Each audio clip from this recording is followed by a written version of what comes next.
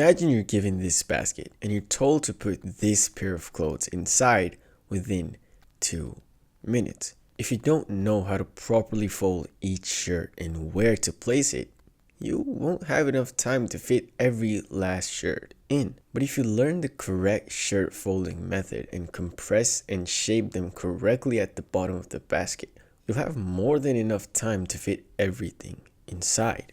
Now what about your English A and O levels exams, or any exams for that matter?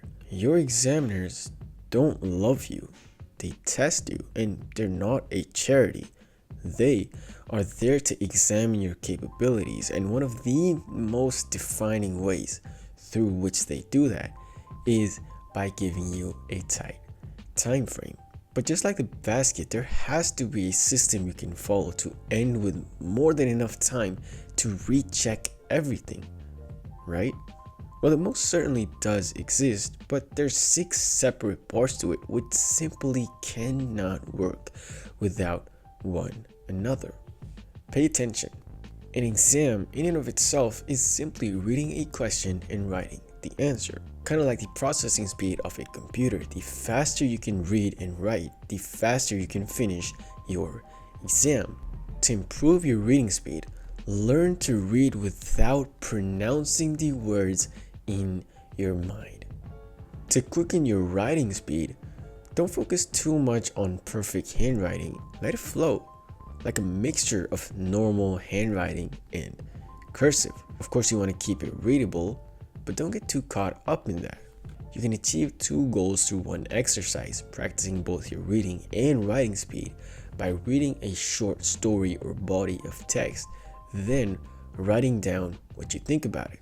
Literally every single student makes the mistake of shooting their pens and starting as soon as the time starts. You don't want to do that if you want your speed system to be in action. Instead, assign the first 1 to 2 minutes to overviewing your exam and understanding which question and which segment requires how much time. Now, instead of completely relying on the 1 to 2 minute skimming time to set a whole new time management table up for your exam, search up past papers of your exam and build a timetable you'll use in your exam pre-hand. This saves you from inevitably stretching your 1 to 2 minute time frame up to 4 to even 6 minutes, which can be very crucial. Look for a clock and keep it locked in your vision. If you can't get a seat where you can clearly see the clock, ask your invigilator or assistant to sort something out for you. The easiest way, however, is to first check and see if your examination center allows watches, and then getting one. This keeps you from the hassle of locating a clock. Don't get lost in fancy vocabulary. Sprinkle it in when it feels natural, but don't waste your time trying to unnaturally force it.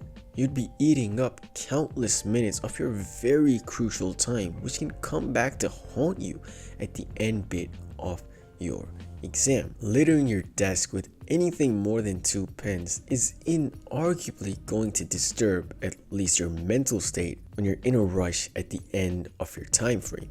At that time, ideally, you just want to have 1 pen in your hand. Don't make it hard to maneuver your exam sheet on your very own desk. Keep 1 blue pen in your hands and keep the rest of your stationery either on the floor, maybe on your lap, or in the compartment beneath the slab of your desk.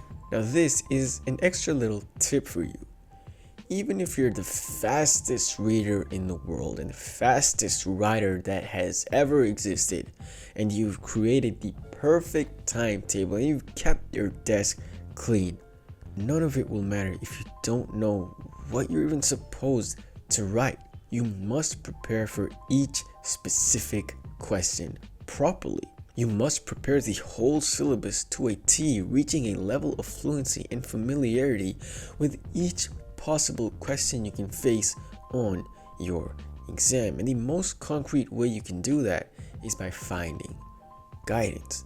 All it takes is a little bit of research to find a learning guide, but you have to make sure you select one that gives you a dashboard style overview of how much syllabus you've covered and what your strengths and weaknesses are with that syllabus, or else you'll be lost in the dark. Additionally, don't settle for one who doesn't make you feel taken care of, because you simply cannot risk your grades here. You need someone who gives you attention during and even after the class.